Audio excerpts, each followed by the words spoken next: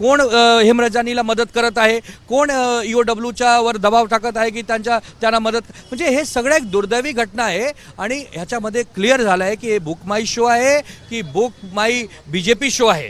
Cold प्लेच्या ticket विक्री प्रकरणी book माय शोचे CEO आशिष हेमराजानी यांना मुंबई पोलिसच्या इकॉनॉमिक ऑफेन्स विंगने समन दिला होता, पण आशिष हेमराजानी हे इकॉनॉमिक ऑफेन्स विंगच्या दफ्तरमध्ये उपस्थित झाले नाही, तर ते सागर बंगलोला पोहोचले जिथे देवेंद्र फडणवीस राहतात.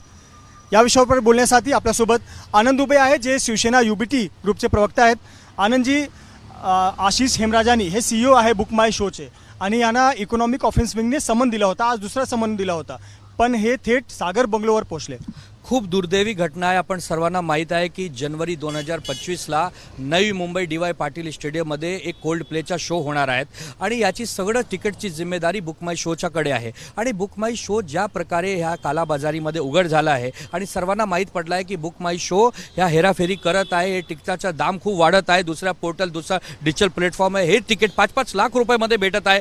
तर हे सगळ्यांसाठी EOWनी त्यांना एक नोटीस दिला होता, एक समन्स दिला होता, दुसरा समन्स आज दिला होता. आज 11 वाजताची वेळ होती, पण हे बुक माय शोचा जे CEO आहे आशिष हेमराजानी हे EOWच्या ऑफिस जाऊन उपमुख्यमंत्रीच्या सागर बंगल्यात जात आहे आणि सगळ्यांना बघितलं. ABP माझाच्या व्हिज्युअल सगळ्यांना बघत आहे, लोक बघत आहे आणि लोकांच्या मध्ये एक शंका आहे की का सरकार आणि बुक माय शोच्या मध्ये काही साठगाठ आहे का, कोण हेमराजानीला मदत करत आहे, कोण EOWच्या वर दबाव टाकत आहे की त्यांना मदत, म्हणजे हे सगळं एक दुर्दैवी घटना आहे आणि ह्याच्यामध्ये क्लिअर झालं आहे की हे बुक माई शो आहे की बुक माई BJP शो आहे.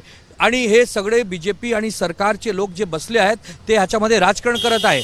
आमची मागणी आहे की देवेंद्र फडणवीस साहेब आपल्या बंगलामध्ये तो कशा आला, कोणाच्या माध्यमातून आला, तुम्हाला सगळं जगाला सांगितलं पाहिजे, राज्याच्या जनताला सांगितलं पाहिजे. शेतकरी तुम्हाला भेटू शकत नाही, बेरोजगार युवक तुम्हाला भेटू शकत नाही, आमची आई भगिनी तुम्हाला भेटू शकत नाही.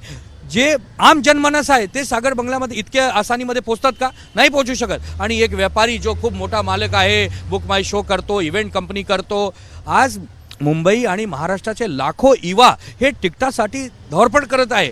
बिचारे ते ऑनलाईन 2-2, 3-3 तास बसत आहे, त्यांना तिकीट भेटत नाही आणि काला बाजारू करून बाकी लोक जे व्यापारी लोक आहेत त्यांच्यामध्ये सगळं तिकीटचं वाटप होऊन जात आहे. आणि याच्या वर जर EOW चौकशी करत आहे तर EOWला न जाऊन तो सरकारकडे ते सगळे जात आहे.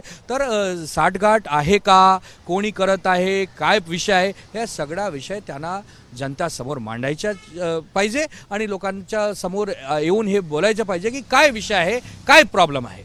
आमची जी माहिती आहे त्याप्रमाणे आशिष हेमराजानी सागर बंगलोवर गेला होता, पण देवेंद्र फडणवीसने भेट करण्यासाठी नकार दिला. अरे हे तो देवेंद्रजी स्वतः सांगू शकत ना, आतमध्ये काय झाला, कोण होला, न तुम्ही होते, न मी होतो, न जनता होती. तर हे देवेंद्रजीच्या ऑफिस सांगितलं पाहिजे, देवेंद्रजी स्वतः सांगितले पाहिजे काय झाला, हेमराजानी कोण आहे, कसा मुळे भेटला, या शोच्या मागे त्याची काय भ्रष्टाचारची एक माहिती आहे, काय आहे, ते सगळा विषय एक बंद दारात आहे. हे सगळं उघड केला पाहिजे, नाहीतर लोकांना विश्वास नाही राहील सरकारवर. आज युवांच्या लाखो रुपयाची लूट चालली आहे मुंबईमध्ये. DY पाटीलचं जवळ जे हॉटेल आहे 5 स्टार, सगळ्यांचे कमरे 3-3, 4-4, 8-8 गुना पैसेवर बुक झाले आहेत. लोकांना हॉटेल भेटत नाही, लोकांना स्नॅक्स भेटत नाही, लोकांना तिकीट भेटत नाही. ते इव्हेंट आहे की एक कालाबाजारी, एक षड्यंत्र आहे, भ्रष्टाचारची जननी झाली आहे. हे सरकार काय चाललं आहे? खूप खूप धन्यवाद आनंद दुबेजी. आनंद दुबे प्रवक्ते आहेत जे शिवसेना UBT ग्रुपचे, त्यांचं असं म्हणणं आहे की हा जो बुक माय शो आहे किंवा हा बुक बाय BJP शो झालेला आहे आणि देवेंद्र फडणवीस जे उपमुख्यमंत्री आहे राज्याचे त्यांनी स्वतः यावर स्पष्टीकरण दिलं पाहिजे. कॅमेरामॅन धर्मेंद्र पांडेसह मृत्युंजय सिंग, ABP माझा, मुंबई. ABP माझा, उघडा डोळे बघा नीट.